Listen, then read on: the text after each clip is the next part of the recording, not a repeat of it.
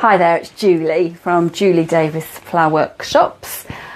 I thought that you might like to join me as I get to grips with some peonies. I went out into our local town this morning and bought some lovely pink peonies from the market stall that's there. It's been there I think for the last 6 months or so. Sells flowers on a Friday and Saturday, and a really good bargain. So I've actually got 2 bunches here.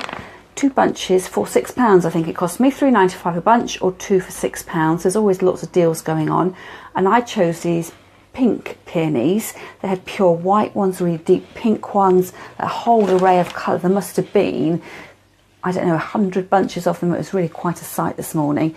So the tricky thing with peonies is that sometimes you can't get them to open, and sometimes they open too quickly. So these have come wrapped up in a piece of paper at the moment. Actually, they came in a polythene wrapper, and it's 4 o'clock in the afternoon now, and I must have bought these flowers at about 11 this morning. And I wanted to get them because I'd seen a local blogger who'd posted about her peonies she'd picked up in the week, and I didn't want to miss out on them. And then, as is our usual thing on Saturday morning, we wander around town and look at other stalls, and today we had a lovely cup of tea out in the local garden. So I had my flowers with me out of water all that time, and in fact the peonies haven't been in water since I bought them, so that's about 5 hours ago. But the one thing I did do when we stopped for our cup of tea was I took it out of the plastic wrapping, the flowers out of the plastic wrapping, slid it off, and then rewrapped the flowers just in the paper wrapping they had underneath. And I did that because I didn't want the flowers to be sweating and getting over hot, and it was just a quick thing I could do to try and keep my flowers going for as long as possible. So I've specifically chosen not to put my flowers in water when I got them home, because a really good way of keeping your flowers tight, your peonies tight in any event, is to keep them dry, and that means keep them out of water. And you'll often find with your peonies, as I say, that you may find, like for instance this flower here is really quite tight in bud, but you can see some of the others, this one here, is really quite loose. And if I put them into water straight away, they would have, on a lovely warm day, they would have opened up really fast. And I wanted to hold off on that so I could show you that you, with some flowers, that you don't have to put them in water straight away. You can try and sort of hold them in a state of suspended animation, really, so that they come out when you want the flowers to come out, not when they decide to. So another flower you could keep out of water for a while would be a tulip, and that survives quite well. And then you can put it in water and recut the stems and carry on as normal. And at that point it starts developing as it normally would. So you can see, because the flowers have been out of water, the greenery, the foliage on here is really quite limp and lackluster. But it has meant that I've kept the flowers quite tight. Now what I'm going to do here is I'm going to keep one bunch out of water again and come back to it in a few days. So I'm going to set those flowers aside, and not, actually I might, these ones are slightly more closed, so these are the more open ones that I'll work with now. But the more closed flowers you can see really tight, sort of the size of a golf ball, and I would say that is how you want to buy your peonies when they are really tight. You don't want to buy them when they've already opened, because you're not going to get the enjoyment out of them. The other problem you do get with peonies is sometimes you find that they don't open at all, and you end up with this sort of nut, this golf ball shaped flower on the end of your stem. But I'll talk about that later, how you get over that. So I'm going to keep these dry, and by that I mean I'm going to keep these to one side out of water and just see how long I can keep them going. So I'm going to wrap those back up in the piece of paper that they came from the flower stall, and I'm wrapping them up just to protect the flowers, and you can see the heads are tucked away there, and I'll just put those on the side and then come back to my more open flowers. So as I said, £3.95 a bunch, and they were 2 bunches for £6. So we've got this beautiful flower. So I've chosen these ones. I'm going to work with these today because they are a little bit more open, and as I always do, take the elastic band off. So you can either wriggle that off or cut the bands off and then you can reuse those. And because these have been out of water now for a good few hours, you'll see that the greenery on the side here is looking a bit limp. And I would say not to worry about that at all, because you can recut the stems and hopefully they will take up the water and become more robust. Or when we buy peonies, we're buying them because we like the flowers rather than for the greenery themselves. So I wouldn't have any hesitation in, when you're conditioning or preparing your flowers for use, to go through and cut off every single one of those side shoots. And perhaps I'll leave a couple on the top just to see whether the flowers do, the greenery does sort of come back to life again. But you can see from my belt that this morning, as I say, it was like a sort of a golf ball size. So in the heat, it has started to open up. And then, as always, recut the stems at a slant. So we've got this pointed angled stem here, and will just take up the water better. So I've got a vase here. Well, it's a receptacle. I'm not arranging my flowers at the moment. I'm just getting them in water, and I'll need to remember to put some flower food into my container. So I've got a sachet here that came from a supermarket bunch, and it says fill a clean vase with ½ litre of water, and I know I've got 1 litre of water in there, so I'm going to use 2 sachets. Easy enough to do. Cut them across the top and then pour them both in, and then throw the rubbish away. And as I've got the stem in there, I can give it a bit of a stir to mix it through. So the first job, as you know, is to look after your flowers when you get them home. And I've already explained why I didn't have these in water straight away. Number one, because I was doing things around town this morning. And number two, I just wanted to test how long you can keep a flower out of water and still have it revive and survive a little bit. So I have on that one kept the greenery on just as a little test to see what will happen. And then for speed, well, you know what I'm doing now, recutting the stems at an angle and then taking off any greenery that's going to lie below the water line. And they will just sit and drink, so they've not been arranged at all. I'm just purely getting them in water. Hello there, I'm just dropping in with an update on these peonies. So it's now 48 hours later, and you can see from the flowers here that they are opening up. They just still look really, really beautiful. I'm really pleased with those.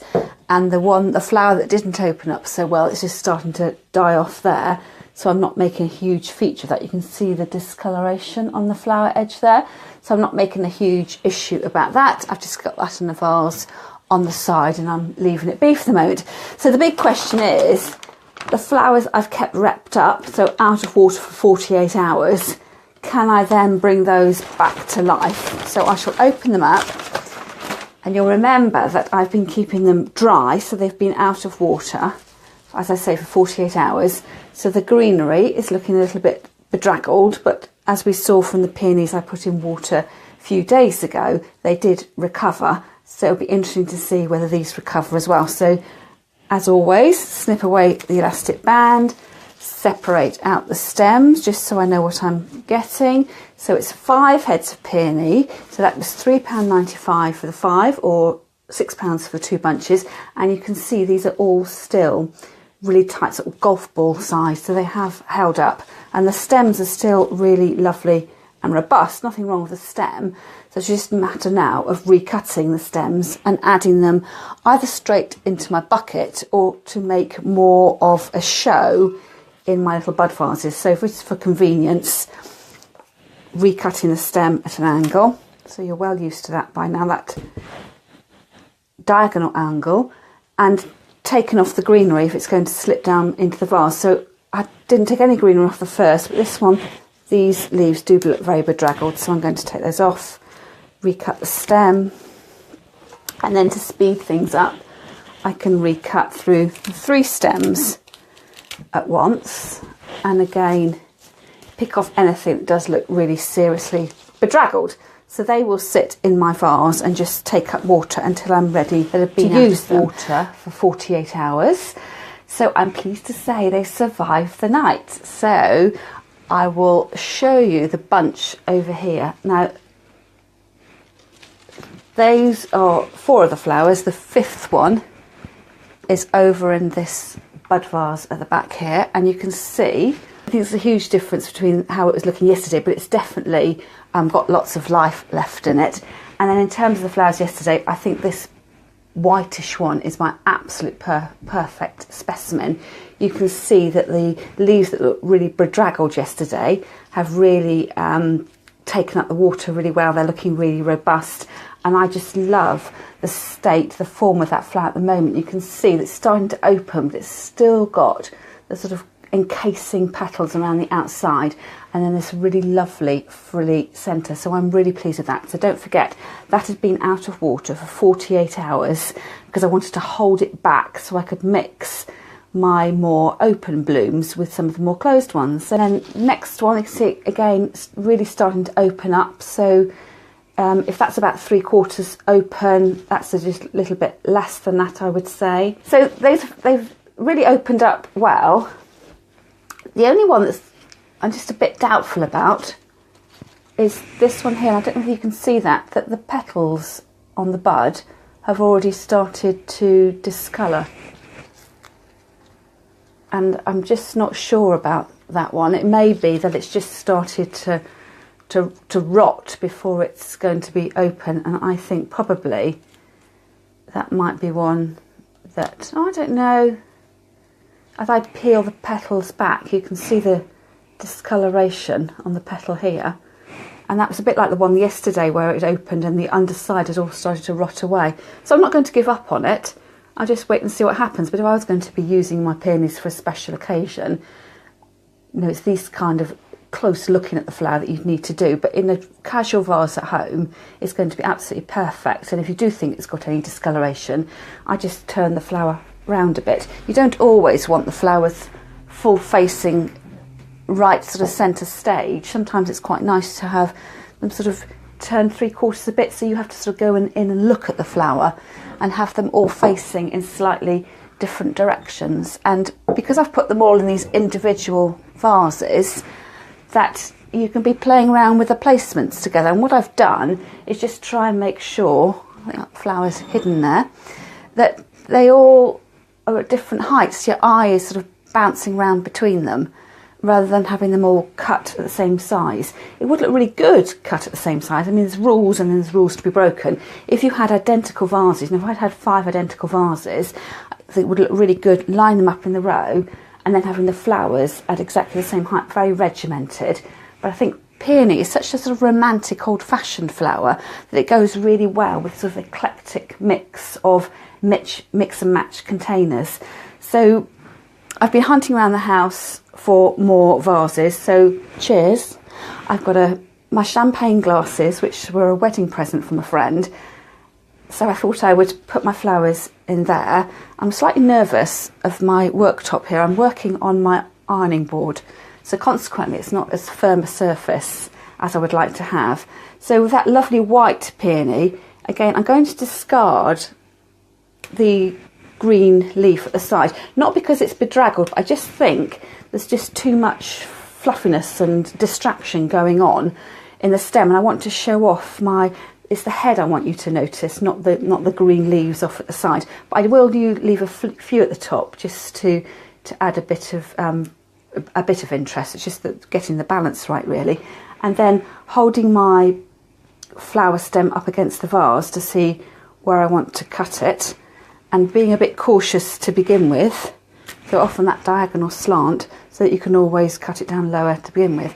And actually that's a really great vase to use because it becomes so tapered, it's actually physically holding the flower in place. That's got a little bit taller, so I could put that towards the back of my little grouping there.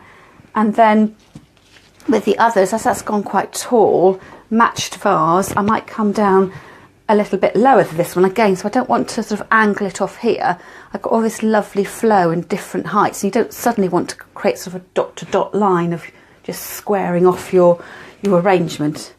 So again, I'll take off a few of the stems, hold it up against my vase, going a little bit lower, so I want it lower than that. I should really measure it up against that one, so that I'm not guessing. But equally, I'm not becoming too precious about how much I'm taking off. So again, that stands there, and perhaps I could group them together, one next to the other, so they're sort of visually talking to one another. But again, you get the gradation in height, and then perhaps, you know, you come down this way and talk to that flower as well.